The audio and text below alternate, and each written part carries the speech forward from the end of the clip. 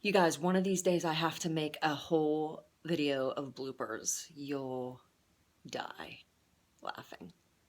Except I don't know if I have that much courage right now.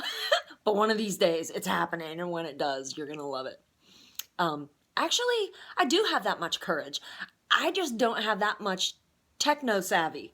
So one of these days I'm pulling together all of these little clips of, oh, yeah, I can't let that go on YouTube. And it's going to be hilarious as soon as someone teaches me. So I need a little techno savvy. Someone. Anyone. Um, Here's what happened today. I started reading the Bible. And when I was reading the Bible, I started reading about a guy named Joshua leading a group of people called Israel. And here's the point of it, short and sweet. God is so stinking huge, you guys. Like, he's so big. I'm reading this, and at one point in time, they're fighting against this army. It's like chapter 10, or I think. Look for it yourself. Read through that book of the Bible, because it's not just a story. It's a serious history book, but it's wild.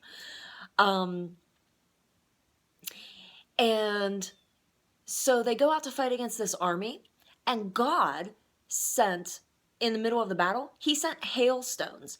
And what it says in there is that more people died in war, more of the enemy died from the hailstones that God sent than people who died from the actual army. Like, oh, what? And then right after that, like during the same battle, so all these people were dying from hailstones that came from God. And right after that, Joshua prayed that God would. There's totally a spider crawling up the wall right there. I'm gonna get it as soon as I'm done taping. Joshua prayed that God would stop the sun from setting so they could have a little more time to fight. And God did it. God did it. I was thinking of this song that says the wind and waves obey his name, and it's based on, all the disciples are out in a boat, and there's this huge storm, and Jesus is sleeping in the boat. And, they're like, Lord, Lord, we're going to die. And he wakes up and he's like, hush, wind, waves, shush. Oh, ye of little faith. Old King English. Anyhow, long and short of it is this.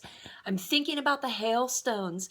I'm thinking about the wind and waves. I'm thinking about the sun. He stopped the sun. Guess why? He made it. He made them. He's king over them.